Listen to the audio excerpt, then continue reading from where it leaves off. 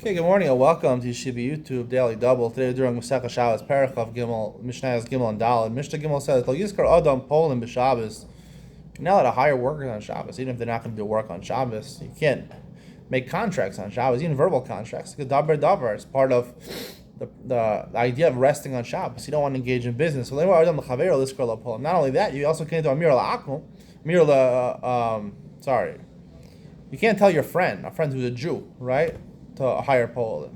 Now you could tell a non-Jew to hire Polim because that's a gzera l'gzera. Amir la'anachri is only derabbanan. Davar is only derabbanan. So that gzera l'gzera you're allowed to do it. You can't tell a Jew to do it because a Jew is really doing basically your work, right? And that's engaging in business activities. Besides the fact you can't hire workers, you also can't go to the edge of the tchum, right, where the workers. I'm not going to say what ethnicity are available outside the city boundaries. They're just wandering around. They're looking for work. You can't go there right before Shabbos is out because then you're going to go right. It's evident you're doing that, and the purpose, and it's not just because it's evident. It's because you're engaging on Shabbos, traveling to that border of the city. You're engaging in business-like activity on Shabbos. Well, to have your payros or to bring in your fruits to make profit off of your fruits. Your fruits are out of the city limits. If you want to go be close to your payros because most of Shabbos there's a lot of criminals that are going to steal your fruit, you could do that. Because that's not business-like activity. It's different davar aved, right? If you're losing money, protecting a loss is different than a profit, right? Well, maybe payros biyado. And once he does that, even as long as his real intention was just to be shomer, if he needs to bring fruits home and make a profit, he could do that as long as it wasn't his intention. Kol Amar Abba Shol said a big principle. It turns out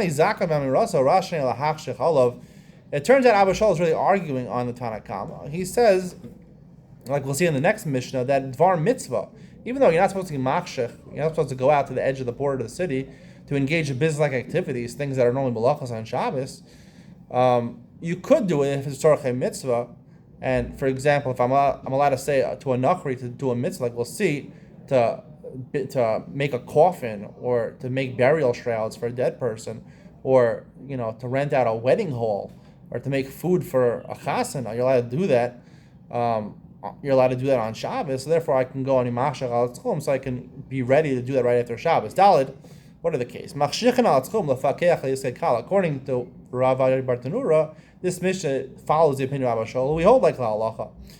You can go to the border of the city, so that after Shabbos is over, you can immediately deal with this hekal, like renting out a hall, hunting the deer that you need to serve as venison at your wedding. Also for a dead person, you want to cut up the wood and the trees in order to make a coffin, or you want to cut down some cotton plants to make burial shrouds. Goy shehevi chalilin b'Shabbos, or flax plants.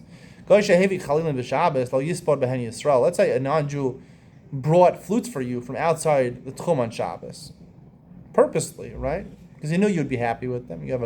He's one of your clients. You want to do a favor for you. You could never use us again to use an eulogy for a Jew.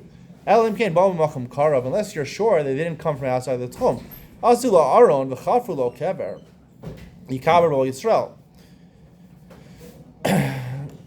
If they made an aron for themselves, non-Jews are engaged in making coffins, that's their business, or they dug up a kever, a Yisrael could be buried there. Yisrael, if they did it explicitly for Yisrael, lo yikaver b'olamis, you can never be buried in that grave. Even a Jew can never be buried in that grave because the malach was done on Shabbos. Seemingly any malacha, according to one opinion, here it's a machlokas and achronim, but anyone really can no longer be buried in there. Any malacha that was done exclusively for a Shabbos, if it's before Heskia, if it's in public, can never be used for a Jew, because it's known to everybody that it was Chil Shabbos, and everyone who uses the Jew uses it. There'll be a public desecration of Shabbos that is being used. If it's a private matter, you just have to wait. If malacha was done, right, the amount of time it takes to cook something. But if it's something in public, like a grave, so you can never use it forever. Discusses more Iyam Mitzion. Is it only a grave, or is it any malacha that's for Hesia? I'll tell you my opinion. Iyam Mitzion coming up next.